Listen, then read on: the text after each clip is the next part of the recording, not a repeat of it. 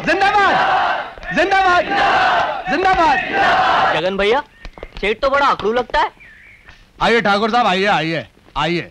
ठाकुर साहब, ये है मिस्टर चैटर्जी, यहाँ के चार्टर्ड अकाउंटेंट। नमस्ते। मिस्टर भटनागर, यहाँ के जनरल मैनेजर। नमस्कार। मिस्टर रंगास्वामी, यहाँ के लीगल एडवाइजर। और ये ठाकुर दौलत सिंह है, यहाँ के नए मालिक। और ये उनके बेटे हैं सरवंडवा के। आप सब पढ़े लिखे लोग हैं, इसलिए कम लफ्जों में मतलब की बात करना पसंद करूंगा। तशरीफ रखिए।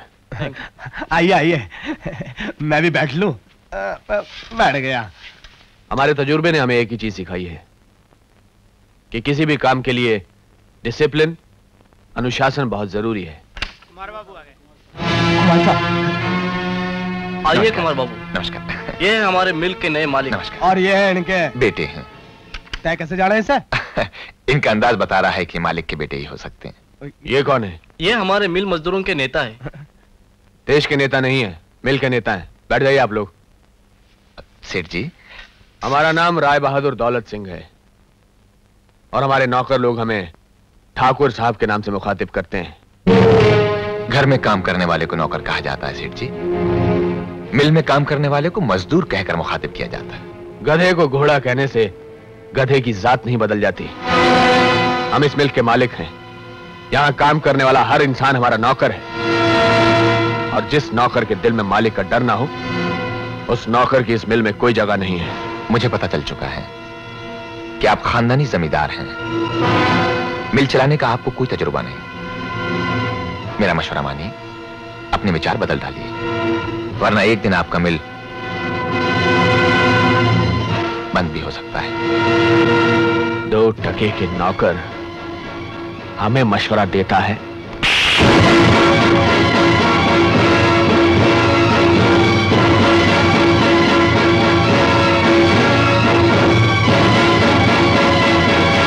सेठ ने कुमार बाबू के मुंह पर तमाचा मारा। क्या तमाचा कुमार भैया को? हम सेठ का हाथ तोड़ देंगे। जब तक सेठ माफी नहीं मांगेंगे हम काम नहीं करेंगे। क्या बक रहे हैं आप? वो 2 टके के मजदूर जो हमारे टुकड़ों पर पलते हैं, हम राय बहादुर दौलत सिंह उनके कहने पर माफी मांगे? हम उन्हें गोलियों से भून देंगे, बुलडोजर चला देंगे उनकी गंदी बस्तियों पर। पिताजी ठीक कहते हैं। आखिर उनकी औकात ही क्या है? क्या नाराज क्यों हो रहे हैं? क्या सिचुएशन को समझ नहीं रहे? वो जमाने लग गए जब आदमी होता था नौकर और मालिक होता था उसका अंधाता। आज मजदूर और मालिक के भाई भाई के नारे लग रहे हैं देश में सरमणवा के। देश और नारेबाजी से ना तो कभी हमें मतलब रहा है और ना रहेगा। हम हमेशा अपनी शान और मर्जी से जिए हैं और जीते रहेंगे। मेरे हिसाब से 10-20 गुंडे भिजवा कर 2-4 के सर तोड़वा दिए जाए तो सब ठीक हो जाएगा। अरे चुप है। तय अपना हिसाब अपने पास रख सरमणवा के। हमेशा कॉलेज में फेल हुआ है, पैसे दे दे के तय को पास करवाया मन ने। मेरे प्यारे प्यारे बेवकूफ भाई, आज का वक्त हिसाब का नहीं है, सोच और समझ का है। अगर राय सामने माफी ना मांगी तो मजदूर लोग हड़ताल कर देंगे और मिल बंद हो जाएगी सरमणवा के। और हाँ, तैन ने जो तमाचा मारा उस लीडर के गाल पे अपने ऑफिस में, उसकी आवाज गूंजेगी पार्लियामेंट में। सरकार का प्रेशर, मिल मालिकों का प्रेशर तय को मजबूर कर देगा झुकने के लिए सरमणवा के। ये ठीक कह रहे हैं पिताजी। आजकल सारी दुनिया ने छोटे बड़े के फर्क को भुला दिया है। लंदन और अमेरिका में आपके घर में काम करने वाला नौकर एतवार के दिन आपके साथ क्लब में खाता है, पीता है। सोसाइटी में बराबर का दर्जा है उसका। हम इस बात को बर्दाश्त नहीं कर सकते। हम ये मिल ही बंद कर देंगे। उससे क्या होगा? कोई भी बिजनेस करेंगे उसमें नौकर तो रखना ही पड़ेगा। मेरा ख्याल है तुम अपने कमरे में जाकर आराम करो। जाओ। ठाकुर साहब, तैने छोरी की आवाज तो दबा दी, लेकिन बात का वजन बाकी है। मिल बंद करने का मतलब है 5 करोड़ जो लगाया वो तो गया खड्डे में, और 1 करोड़ का जो प्रॉफिट है ना वो गया पानी में।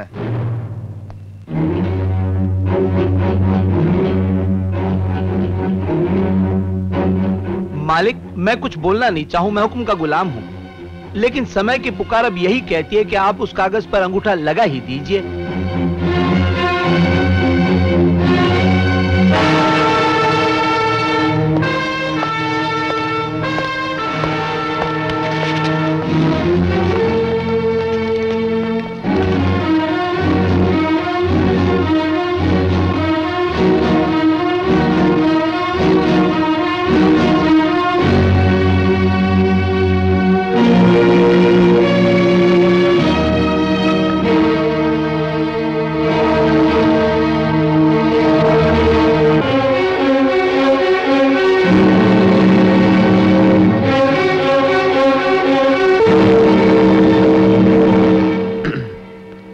आज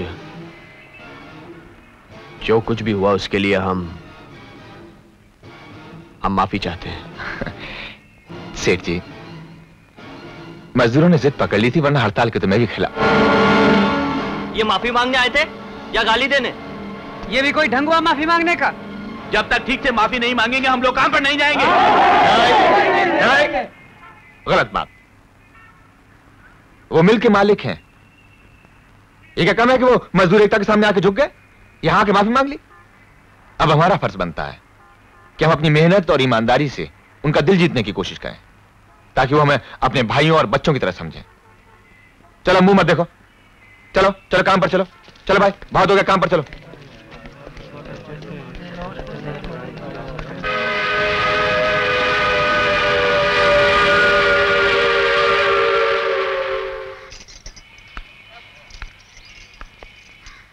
नमस्ते। नमस्ते।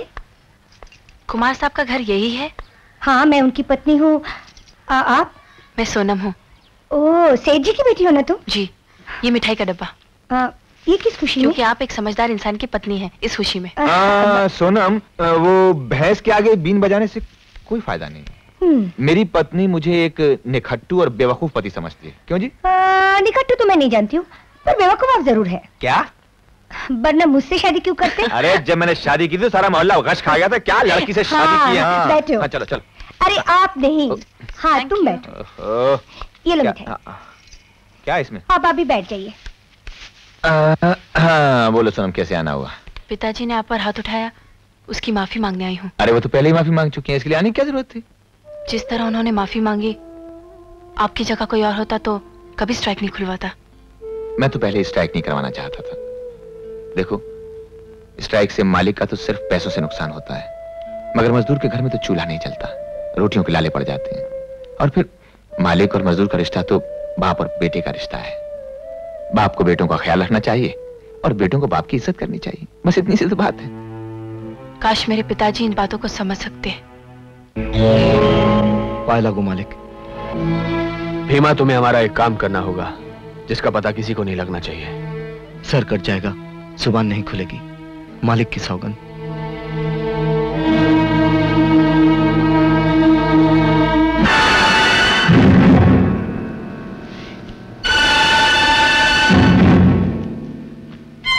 इस आदमी का खून करना होगा। मालिक का हुक्म सर आंखों पर। कुमार नाम है इसका, धारावी की बस्ती में रहता है। इतना याद रखना, जितने दिन ये जिंदा रहेगा उतनी मुट्ठी खून हमारे शरीर का जलता रहेगा। क्या भीमा शहर में वापस आ गया? हाँ भाई, और हमारे आदमी उस पर कड़ी नजर रखे हुए हैं। उसने मेरे भाई को बिल्डिंग से नीचे फेंक दिया और उससे अस्पताल में दम तोड़ दिया। जब तक हम भीमा को भगवान के घर ना पहुंचा दें, हम चैन से नहीं बैठेंगे।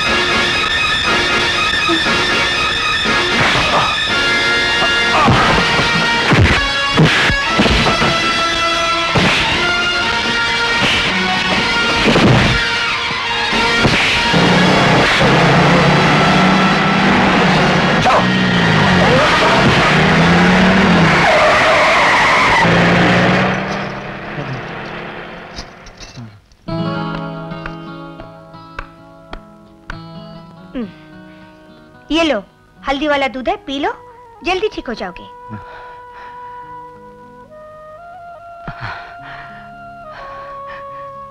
शुक्रिया। क्या नाम है तुम्हारा? जी भीमा। वो लोग कौन थे जो तुम्हें मारना चाहते थे? मेरे मालिक के दुश्मन। मालिक? जी, वो मेरे भगवान हैं। उन्होंने मुझे पाल पोस कर बड़ा किया है। और कौन है तुम्हारा? बापू था। जब मैं छोटा था तभी चल बसा। एक साथी है, बचपन में बिछड़ा, अभी तक नहीं मिला। क्या हो गया? हाँ? अरे तुम्हें तो तेज बुखार है। तुम यहीं रहो, मैं अभी डॉक्टर बुला कर लाती हूँ। नहीं।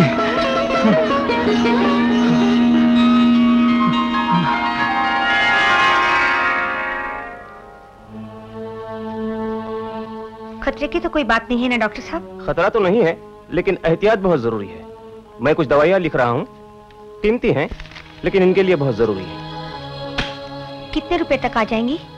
यही करीबन 300 रुपए लग जाएंगे। अच्छा, मैं चलता हूँ।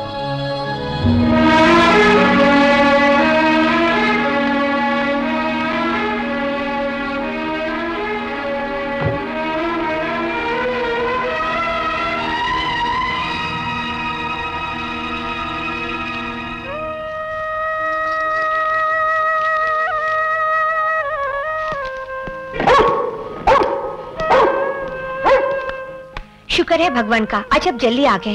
हाँ, एक है हमारी पत्नी जिसका प्यार हमें काम खत्म होने की। इस आदमी का खून करना होगा। ये कौन है?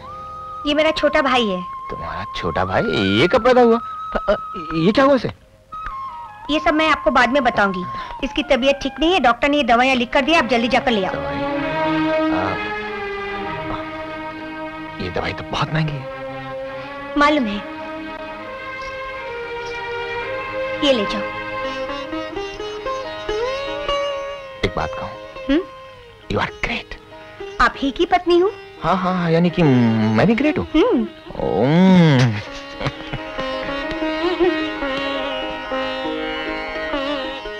क्या जग्गू ने भीमा को मारने की कोशिश की? उसे अपने किए की सजा मिल जाएगी। पुलिस ने उसे रंगे हाथों पकड़ा है। इस बार तो लंबी लगेगी। लेकिन मालिक, एक बात अच्छी हो गई, कुमार की पत्नी ने भीमा को बचाया। वो उसे अपने घर भी ले गई।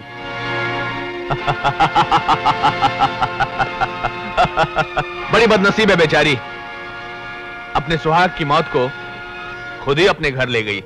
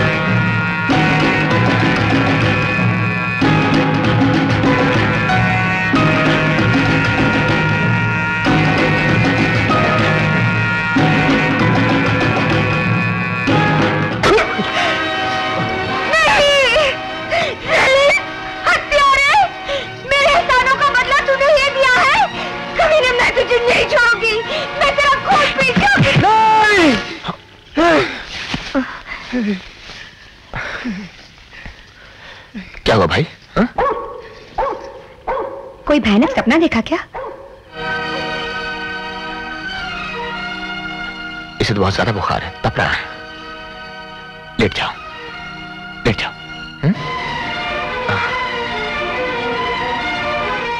तुम जाके सो जाओ, मैं इसके पास बैठता हूं। घबराओ नहीं।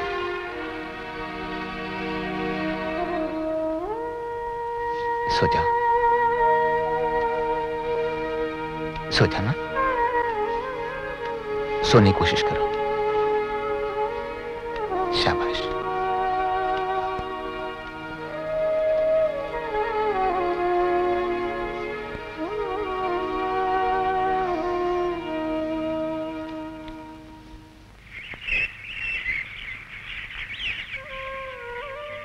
भाई माफ करना, आज सब लोगों को बाहर ही बैठना होगा। वो तुम्हारी भाभी का भाई बीमार है, अंदर आराम कर रहा है। कुमार भैया, घर की छत टपक रही है और बरसात भी आने वाली है। अगर आप मुझे 2000 रुपया एडवांस दिला दे तो। पागल हो गया कृष्णा, एडवांस लेगा तो हर महीने तकलीफ होगी। थोड़ी ज्यादा मेहनत कर, कल से मैं तुझे ओवर टाइम लगवा देता हूँ। खर्चा भी नहीं चलेगा, तेरा काम भी हो जाएगा। बड़ी मेहरबानी भैया। भैया मेरी बीवी को बच्चा होने वाला है, मैं चाहता हूँ कि उसे उसकी माँ के पास गाँव छोड़ाऊँ। ये कौन सा बच्चा है मोहम्मद? सिर्फ दूसरा है भैया। इसके बाद? इसके बाद बिल्कुल नहीं भैया। हाँ अच्छा चल, तुझे मैं सुपरवाइजर से बात कर लूंगा। अरे मेरी तेरा काम तो हो गया, मैंने शर्मा जी से बात कर ली है, तो उनके इंस्टीट्यूट में जाके टाइपिंग और शॉर्ट हैंड सीख ले। 40 से ऊपर की स्पीड बना के ना, तभी तेरी नौकरी लगवाऊंगा। थैंक यू भैया। हाँ नमस्ते, सबका काम हो गया ना? चलो राम राम। खुदा हाफिज भाई, खुदा हाफिज। जाग गए तुम? कैसी तबीयत है? ठीक हूँ, मेरी वजह से आप लोगों को बहुत तकलीफ हुई। अरे तकलीफ किस बात की? वो कहावत है ना, वो सारी खुदाई एक तरफ और जोरू का भाई एक तरफ, नहीं? ओह तुमसे मिला नहीं ना, इसलिए गुस्सा खा रहा है। आजा आजा आजा आजा आजा आजा आजा। भाई भीमा, ये हमारा बेटा है बिट्टू। चल चल चल, मामा को नमस्ते कर, चल। शाबाश। नमस्ते। दोस्ती करोगे? चलो आज से हम लोग दोस्त हो गए। बहुत प्यारा बच्चा है। ओफो, बहुत हो गई बातें। ये लो दूध पी लो। भैया म्यूनिसिपैलिटी वाले सारी बस्ती में नोटिस लगा रहे हैं खाली करवाने के लिए। अरे तू परेशान क्यों होता है? हम लोग वकील से बात कर चुके हैं, लगाने दे उन्हें नोटिस। हम लोग अभी जाकर कोर्ट से स्टे ऑर्डर ले आते हैं। तुम बीमा का ख्याल रखो, हम अभी आते हैं। आ बेटा। ये तो बहुत अच्छा आदमी है, मैं मालिक से कहूंगा इसे नहीं मानना चाहिए। अरे अगर तू मालिक का बताया हुआ काम नहीं करेगा तो मालिक तेरा खून पी जाएंगे। इसीलिए तो मालिक से मिलना चाहते हैं। अरे मालिक दिल्ली गए हुए हैं, वो दिवाली वहीं मनाएंगे। ठीक है, आप मालिक से कह दीजिएगा कि उनसे बात किए बिना मैं ये काम नहीं करूंगा। अच्छा ठीक है, मैं कह दूंगा। तू जा। जयराम जी की। मुनीम जी, छोटी मालकिन गांव से वापस आ गई? अरे क्या तू बार बार पूछता रहता है छोटी मालकिन छोटी मालकिन? अब वो बड़ी हो गई हैं, अब वो बच्ची नहीं रही जो तुम्हारे साथ खेला करती थी। अब तेरे साथ वो बात भी नहीं करेंगी।